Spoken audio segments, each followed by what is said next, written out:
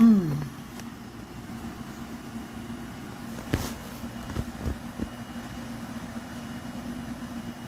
I'm waiting on my cool, refreshing drink to come. My husband's so good to me. He is. He really is good to me.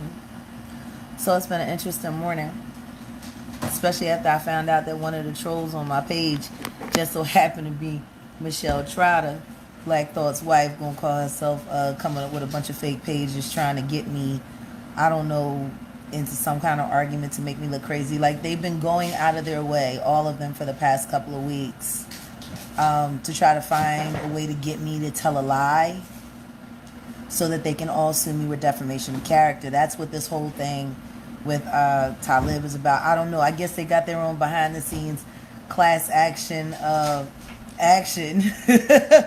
Let's catch Jag in a lie so we can finally sue her and shut her up, since she don't want no money, and since threatening her life doesn't seem to scare her. People been threatening my life my whole life. I'm still here. I'm not going nowhere until God is ready for me to go somewhere. I work for him. I'm on his payroll. So if you don't, you know what I mean, if you got a problem with the job he gave me, then you need to take it up with God. I've been telling people this from gate. I had a nervous breakdown. Started nursing myself back to health, but I could not sing. I lost my voice. I couldn't remember lyrics. And God came to me. He came to me and said, if you want your voice back, you have to do what I told you to do.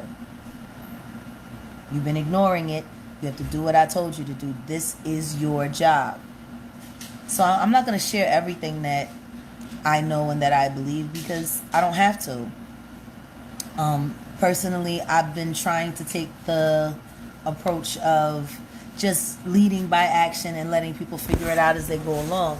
But see, that's the problem with disinformation.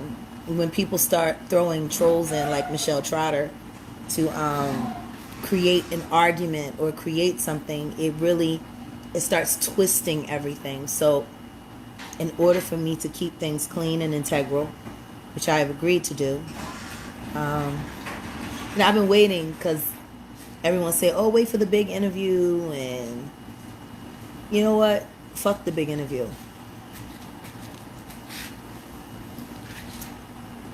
I am the interview. It doesn't matter if Wendy Williams does it or if Angie Martinez does it. All they do is jack my IG content and post it up on YouTube anyway.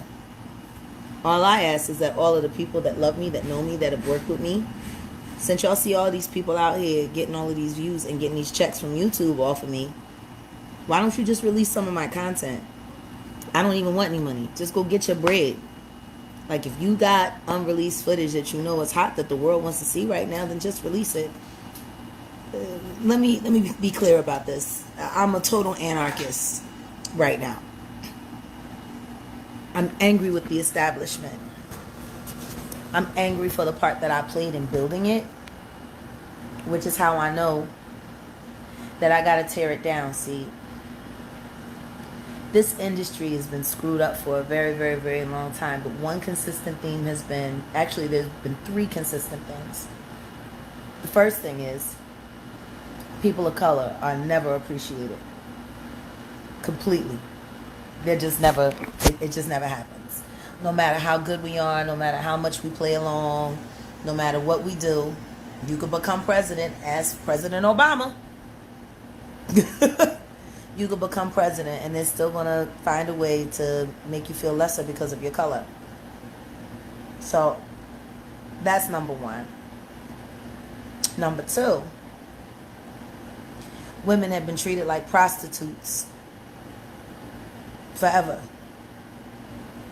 We're expected to sleep with the men. We're expected to not have anything to say about it. We're expected to think that it's okay to be treated like meat just so you can get yourself put into a position where you can have something. Like, that's what people do.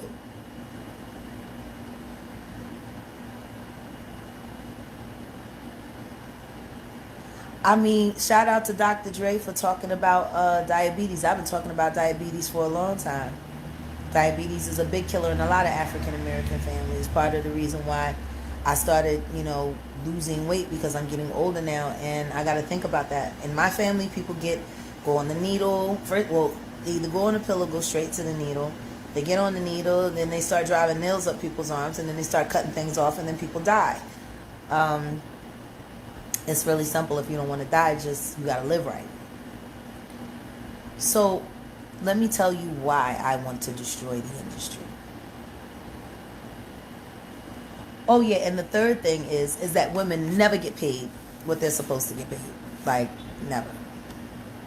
Even the women that get paid, they still don't get paid as good as the men. So I mean, that is pretty much standard across the board in the United States when it comes to careers at all. Got you. In North Philly all day. So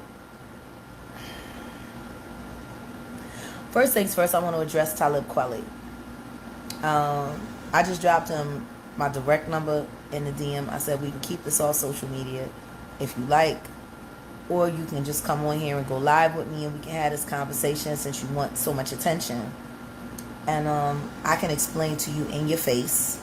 See, that's why I'm doing what I'm doing. All of these people that you hear me talking about, all they do is talk about people behind each other's backs. They backstab each other, look for ways to block people, all of that. See, the biggest problem with me in this game is that I've never been worried about money. Like, I don't think about money like other people think about money. Money is nothing but a tool. What I do know is that if I use my matter correctly, I can generate as much money as I want whenever I need. Yeah, so when you have as many skills and abilities as a person as myself, you're not going to be so desperate and thirsty for a music check. It's just not going to happen. I've always been the kind of person to hold out for what I thought was right for me, regardless of how much money I was being offered or not. Mostly because I'm a Christian, but the other part is just because I understand the business. The second that you get into their pockets, the second that they got you in their pocket, they're going to do whatever they got to do to try to keep you in their pocket. You know, it's that's just the nature of the beast.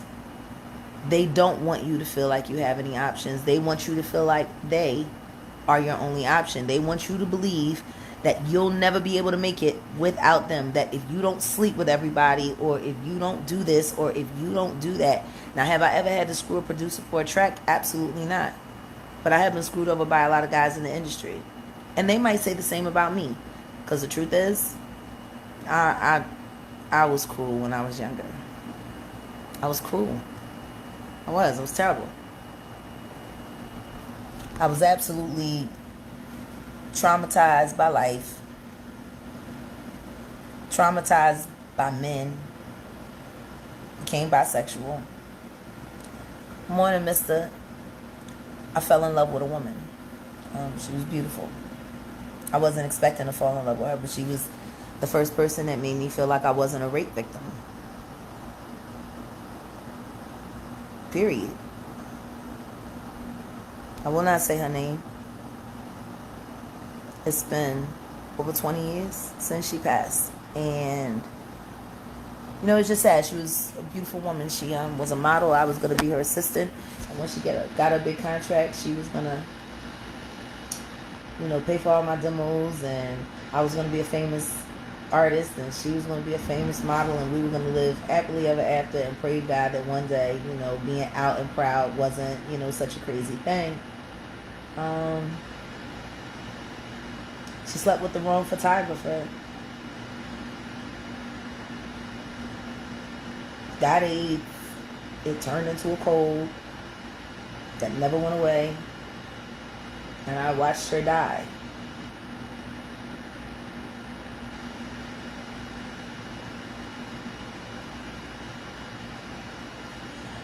Now, all these years later, all you got to do is take a pill and you can save everybody's life. Where was that pill 20 years ago? Where was that pill in the 80s when my uncle died from AIDS?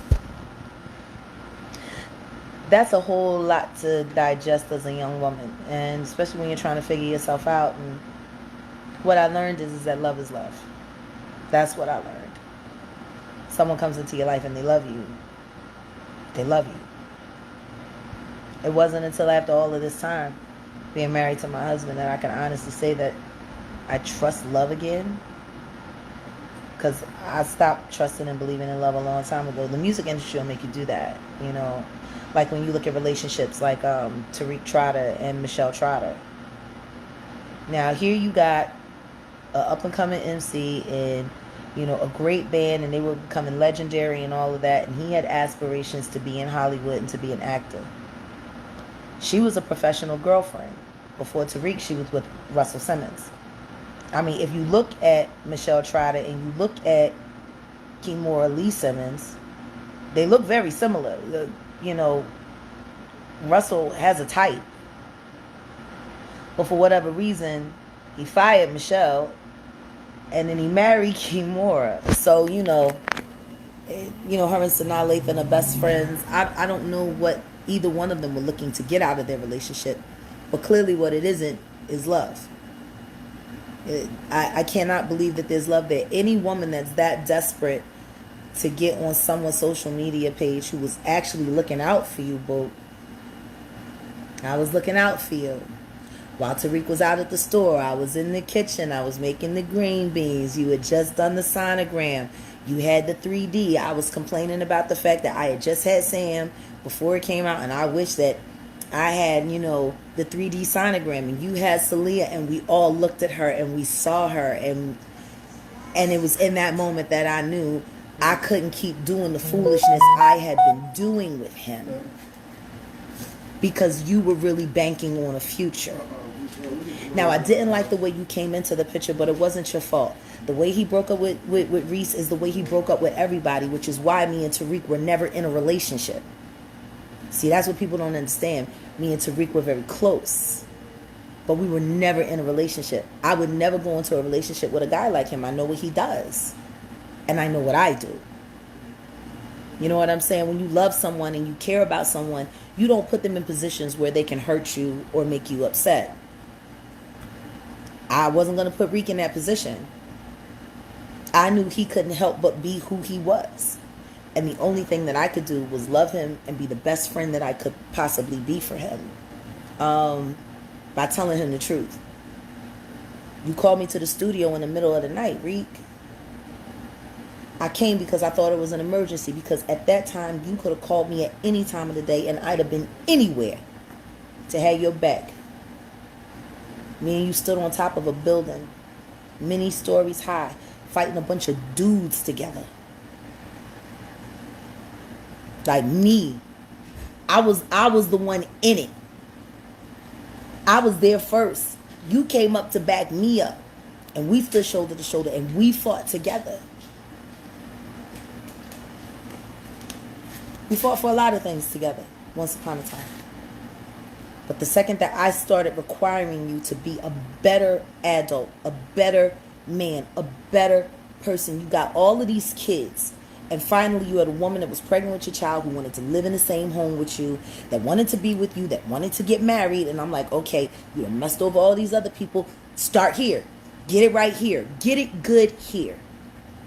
Jag, I don't know if he's going to marry me. He's going to marry you, Michelle. He loves you, Michelle. He loves that baby. This is what he needs. Is what I said to you, Michelle, in the kitchen in LA when Reek still had that Porsche Cayenne. You remember? I made the green beans on the stove. I seared the green beans. I think we got them from Whole Foods. Like, don't sit up here and pretend like we weren't a part of each other's lives. Now, whether or not your family, Michelle, was at the wedding or not, that has nothing to do with me. I don't know your family. But me and Reek were family. So for me to not be included, but you include that fake lion-ass bitch Jill for optics because you wanted Jill Scott at your wedding and not Jaguar Wright, who wasn't as famous as Jill Scott, who got famous pretending to be me, which is so funny. So funny. But then you get on my page and, oh, he's not worried about you. He's not thinking about you. Yes, he is. Yes, he is. But not because of the personal issues. He's worried about what I'm going to force into existence. Like I said before, I cannot speak on what happened to Flo Brown on that bus because I was not on that bus. They made sure I wasn't on that bus that night. But she disclosed to a few people about what happened to her on that bus, and when she got off that bus, she was never the same. Now, all I did was tell a story about something that Common did to me years ago. You know what I mean? I handled it. We moved on. I'm about to repost a picture just from a couple of years ago. I seen it right here in Dallas with RC over at Sandaga. We took the picture together. Me, him, RC. I wasn't looking for no beef. I wasn't looking for no hate. But the fake shit has to end. The line stepping has to end. The falsehood has to end. You guys created these very, very, very false realities that you sold to the public, and now you are a slave to them. I am trying to set you free so you can actually be the artist that you were intended and meant to be, rather than the press releases that you have. Like, I don't understand how people ain't getting it. It's been almost a month. I've been whipping their asses online. They all got PR agents. I know for a fact Common paid good money for his publicist. The Roots, good money for their publicist. NBC got a publicist, good money. Like, they got all of these PR reps, and you're telling me that they haven't been able to find a way to spin this other than to get Dice to call me a liar on Twitter with no real facts or anything, and to get Talib to ask people to pray for me because I'm mentally ill. Like, that's y'all spin? That's the best you got? These people are paying you thousands of dollars a month to outthink people like me, and yet you can't do it. Now, I'm going to tell you how I've been able to do everything that I've done. And it's not magic. I just study the algorithms. I watch how people post. I watch what they do. Like, all of the stuff that they're paying people to do, the thousands of dollars that they're paying people to do, I'm doing it all for free at home, in my office. All for free. I haven't spent not $1 on publicity at all. None. So why are y'all people paying thousands of dollars to these people that can't outthink me? Little old me. It sounds like you're wasting your money maintaining lies. Because the truth is, the reason why your press agents can't outthink me is because they can't figure out where I'm going to pop up next. They can't figure out what I'm going to say next. Because, see, I remember the truth that y'all forgot. See, y'all done so much crazy stuff, and you so much screwing, so much lying, so much. You forgot how many lies you told. You forgot how much crazy stuff you did. See, I didn't. I was never lying. I was never lying. I might have omitted a few details. I might not have told everybody everything about me, but you're not supposed to. Not in this industry, because all they do is use it against you. So, you know, you spending all of this money for these lies. I got to live in the truth. And the truth is, I sit back and I look at the state of music. I look what's happening right now. And we wonder why these kids is all screwed up. I lost my son. We lost Mac Miller. We lost Nipsey Hussle. We lost Xtacion. How many other MCs have died recently? Pop Smoke.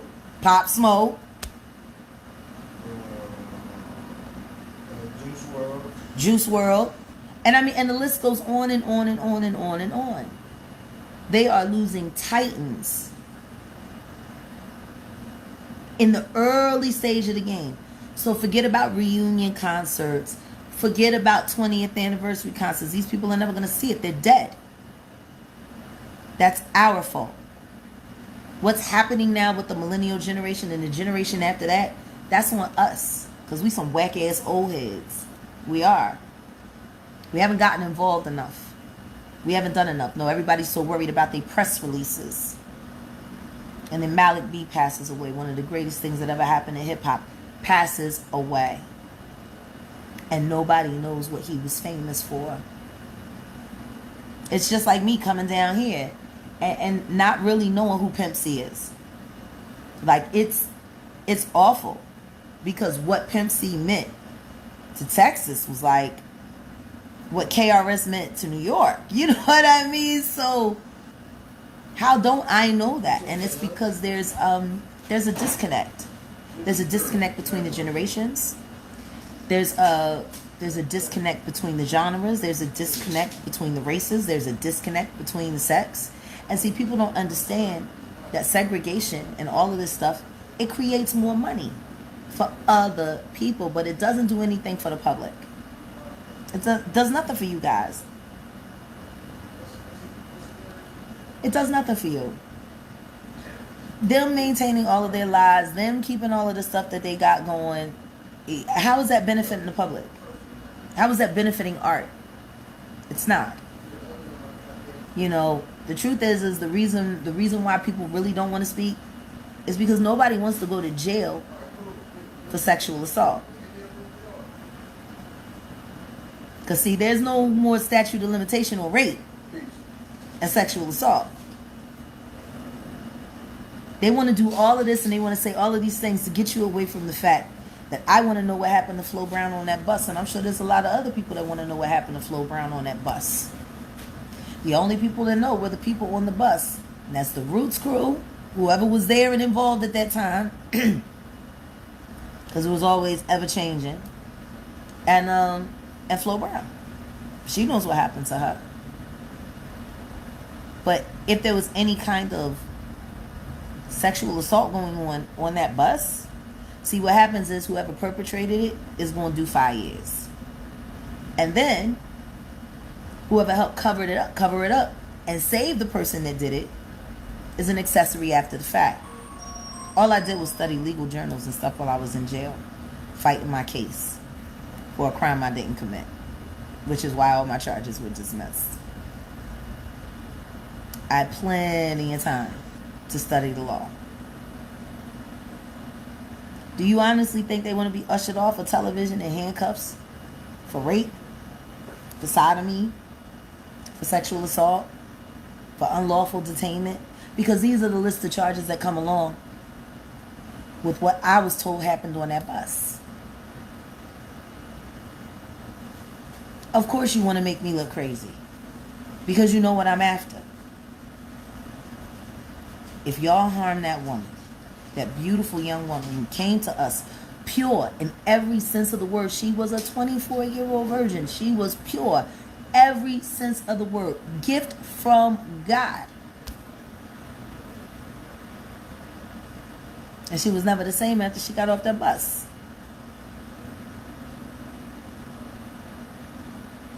And then her best friend said she disclosed to her and Malik. And Malik was the only one of the Roots that was there for her. You know, trying to erase his legacy. Throwing his award in the trash with my promotional photo. My promotional photo. The very first promotional photo that we took. It was the prototype for all the rest of them. It was the only one that had the red insignia for my name. It was in the OK Player office. Last I saw it. Malik's award was in the office. People at the office were instructed not to give Malik his award because he was selling for drugs, which is total hogwash. Because if he was the kind of guy that would have taken his award to sell his award, why wouldn't he have just robbed the studio? He would have got more money off of robbing the equipment in the studio. Like if he was that kind of dude, he would have never been let in the studio. If he was the kind of guy to just take things and rob them and steal them. He wasn't a thief. He wasn't a bum. So imagine how his family felt when I told them that it came to me from the trash. Whoever anonymously brought it to me and contacted me got it out the trash with my picture after the funeral. Now, considering that the award, I'm assuming up until that point, was still in the OK Player office leading up to the funeral. After Malik died, they could have easily just, said, we fucked up, we made a mistake, we should have gave him his award. You know what? Let's just tell his mom we found it. Let's bring it, let's give it to her at the funeral. They went to the viewing. Even though they didn't stay for the service, they went to the viewing. They could have presented the family with that award then, but instead it made its way for the trash. Let's see. The trash. Malik B's Grammy Hero Award. To the trash with my picture. I guess they wanted to get rid of all evidence that we ever existed, or at least get rid of all responsibility. Yeah, I'm angry. Yeah, I'm angry.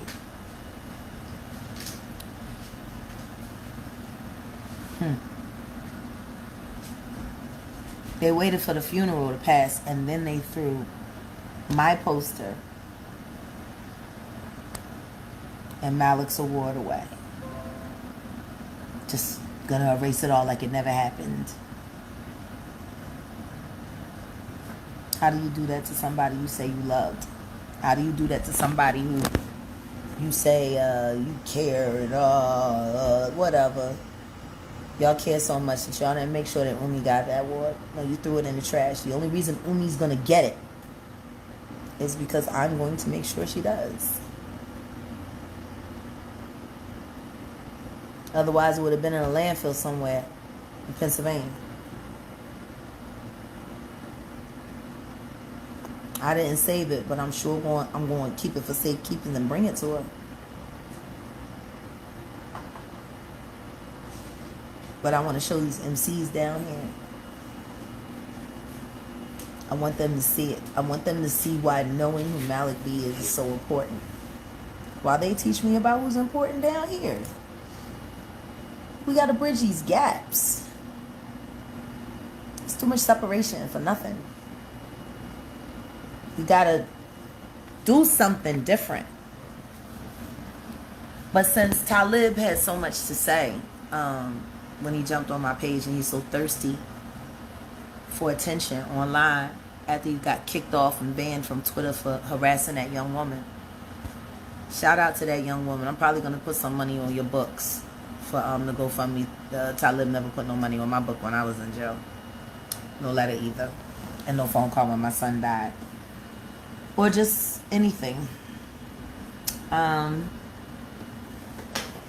Yeah, so I mean, at the end of the day, after decades and decades of defamation of character against me, with people lying, saying that I was this, saying I was that, and then people meeting me, oh, you're nothing like what I heard. I know what you heard. I know who you heard it from.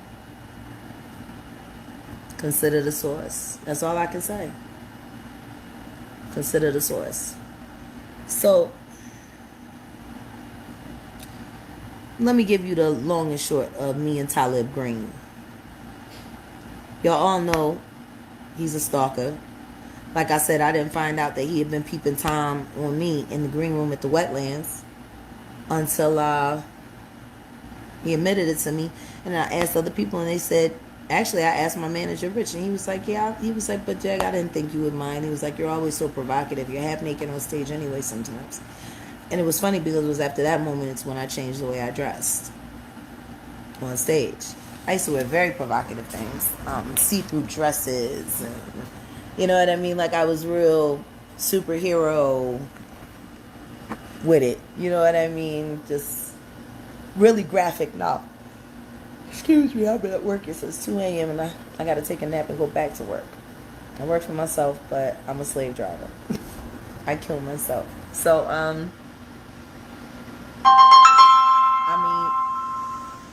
I don't know who this is. I'll call you back. But yeah. So, I mean, we went through everything we went through. Tina Ferris, you know, while we was on the road, called my ex-husband, told him that me and Talib was having an affair. My ex-husband flies out. We go through all of that. I mean, we kind of just skipped past that. You know, me and him didn't really have no problems. It was just, we just moved forward. It was easy to do. Everybody's on the road. You know what I mean? You bump into each other at festivals or shows or, you know, industry events. And, you know, after a year or two, it doesn't matter so much anymore. They're doing what they're doing. You're doing what you're doing. Suck, keep it moving. But Talib and I had a moment where we started kind of kicking it as friends again. And, you know, he was always attracted to me. And I thought he was cute in a, you know, schoolboy kind of way. But yeah, it wasn't gonna work out. Like it wasn't gonna happen. Like every time I thought about him running from my ex-husband, it just gave me the heebie-jeebies, and I'm like, I can't do it. So not long after that, I met a guy at a party. I was there, Common was there, you know, some of the Roots crew was there. Um,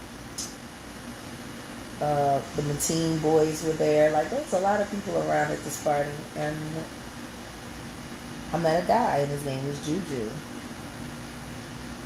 We exchanged phone numbers. He told me he knew Kweli. He didn't tell me he was Kweli's best friend. We started kicking it. I liked him. Like I said, Juju looked just like T.I., except he was tall. He was like 6'2", 6'3". Tip more like 5'8", 5'9". And I was like, ooh, a tall T.I.? Oh my God. And so we started dating, and a couple of weeks in, we were laying down together, and he like admitted the oddest thing to me, and he said, I want to apologize to you. And I'm like, well, for what? Well, you need to apologize to me for. We good. And he said, I'm not going to lie. The night that I met you, I was supposed to meet you. It wasn't just a coincidence. And I'm like, what do you mean it wasn't a coincidence? He was like, Talib asked me to see whether or not, I could pull you. I was like, oh, really? Now, I had to sing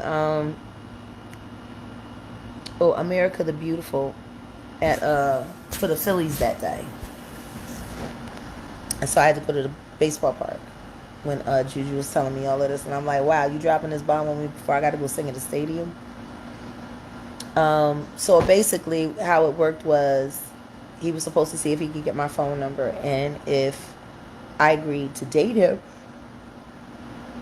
then that would be considered a win. And then the bet got even crazier.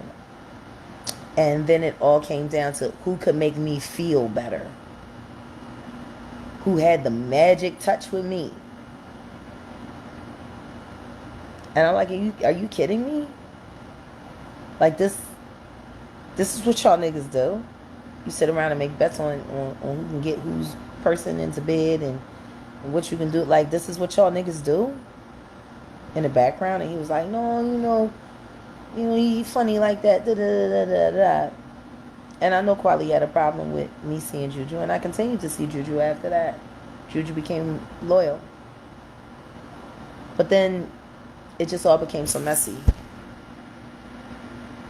It didn't have any integrity. So that was that. And me and Juju didn't last for that long. It was just after him admitting to me, and I appreciated him admitting to me that he and Kweli made a little bet about, who could get the job done better with me. Like, it kills trust. Because if you'll make a deal on my life for foolishness, can I really count on you when serious things come around, And that was what Talib did. And I was done after that. I was just like, you know what? Yeah, you're a mess. And I'm going to leave you in your mess. So it doesn't surprise me that he's doing all the things that he's doing. I mean, it's clear he has a pattern. So does Black Thought, though. So does Amir. So do most men in the music industry. They have patterns. And that's what we have to, as women, find a way to tilt the scales a little bit. Create a little more equality. We got to start being more loyal to each other. We got to start treating words like they mean what they say they mean. I'm talking about Juju. You know Juju. Juju run ball. Juju look like a tall T.I. Light skin like T.I. and everything. Fine as hell. Juju used to come down to New Jersey when I was living in South Jersey. I used to come up to New York. Matter of fact, the last time I saw Juju, we stayed at the Micro something. It was like a new, like, kind of like, one of those boutique, executive hotels. But, yeah. That was the last time he stayed the night with me. And then I left and I went to JFK and flew overseas, and that was it for he and I when I got back. But Juju, good man. Never had no problems with him at all. He ain't always cared for Kweli and his foolishness either. We talked about it. We talked about you, Talib. So what? I dated your best friend. How many women you done ran through their whole crew? I just dated your best friend. That was it. I wasn't ever going to date you again. So what did it matter if I kicked it with him? I wasn't losing nothing. But, call me crazy and tell me you got to pray for me. You're so pathetic that you have to make bets on women's vaginas to win.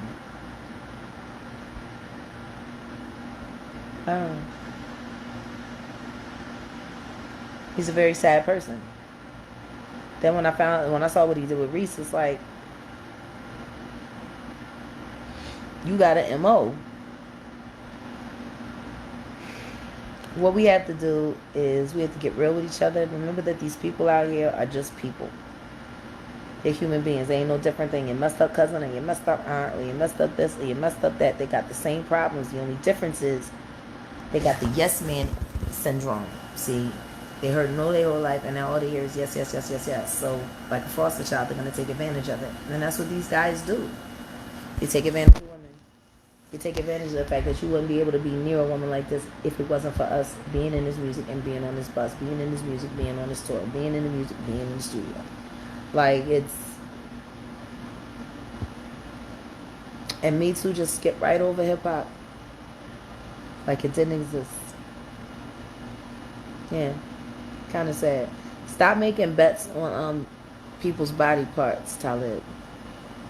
Stop doing that. So, Reek has appeal, but it becomes unattractive when you get to know the real him because he's self-loathing and he has issues with women. Clearly, he has issues with women. He's got all those children, all of these broken hearts, all of these scorned and spurred, and now you got your wife online pretending to be somebody else to try to stop old Jag from having something to say. But if what I have to say is the truth and it leads you to jail, then that's not my fault. I told the truth. You the one that went to jail. So, yeah, that's all I really got to say about that. So, the misogyny is out of control in the game. Well, I came in with the idea or the mindset that I wasn't going to let the industry change me, which is why I walk away. See, I still have a regular life. I shop pool for teams. I cook for people. I develop products. I do this. I do that. Blah, blah, blah, yada, yada. Like, there's more to me than just a song. A lot more to me. And not everybody can say that. So, there we are. Be careful. Not only does he stalk, he places bets. He places bets. Sicko. Real sick. So yeah. We'll talk more later. I gotta go work. Alright, bye.